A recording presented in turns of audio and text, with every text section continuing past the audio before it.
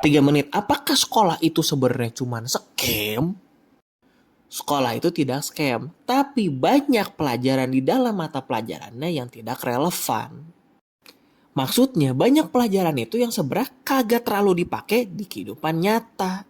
Sekolah itu harusnya menyiapkan kita untuk ujian hidup, bukan cuma buat ujian sekolah.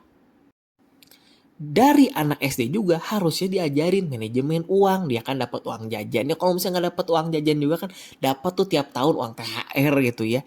Itu kan harus diajarin manajemen uang. Prioritas itu apa? Apa yang namanya harus kita dahulukan.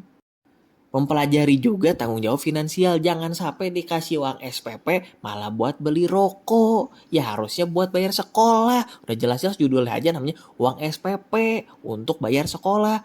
Bukan seruput proko-proko. Dan di masa depan kan relevan manajemen keuangan itu. Lu digaji, lu dapat keuntungan dari usaha buat biaya dapur, buat investasi buat nabung, buat bayar cicilan. Jangan tiba-tiba pas lagi dapat gaji sikat semua buat main judol, buat beli rokok, buat nyawer LC, kan ngaco. Jadinya sekolah itu gak ngajarin gimana caranya hidup, tapi gimana caranya biar lulus doang dapat nilai yang bagus. Kan katanya di bumi itu bukan kekurangan orang pintar, tapi kekurangan orang jujur dan bertanggung jawab. Udah gitu, sekolah juga cuman lebih fokus ke teori, bukan kemampuan gimana cara bisa bertahan hidup. IPS gak ngajarin cara bersosialisasi, ekonomi gak ngajarin cara bayar pajak, cara kelola uang biar kita gak ketipu sama pinjol atau apapun. Matematika disuruh ngafalin rumus daripada main logika.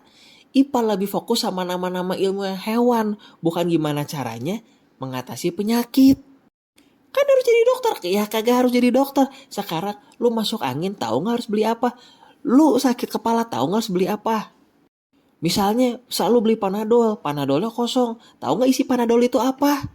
Apa yang bikin kita jadi kagak sakit kepala? Itu diajarin nggak di IPA? Nggak ada.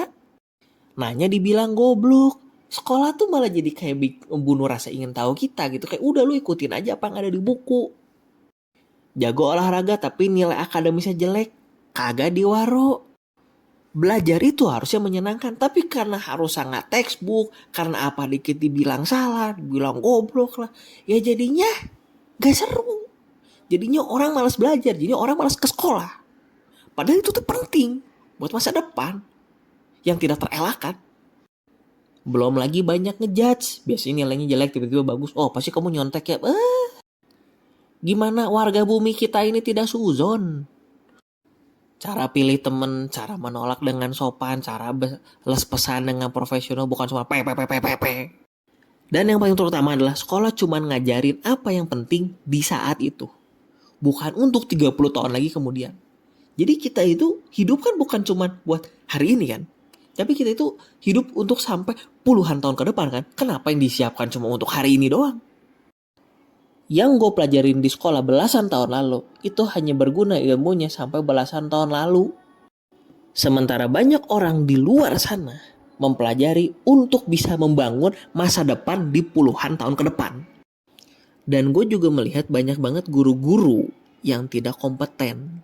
Nah kenapa bisa tidak kompeten ya? Karena gak semua orang pengen jadi guru. Ya gimana caranya mau jadi guru? Orang gajinya kecil, siapa coba yang mau jadi guru dengan gaji sekecil kupret kayak gitu? Bahkan yang gue pernah tahu ada orang digaji 100.000 3 bulan. Gila 100.000 3 bulan, gimana caranya mau hidup? Harusnya kalau kita belajar di tahun 2025, kita itu menyiapkan untuk 2055 atau 2045 emas atau minimal 2030 lah. Biar kita bisa survive minimal 5 tahun aja.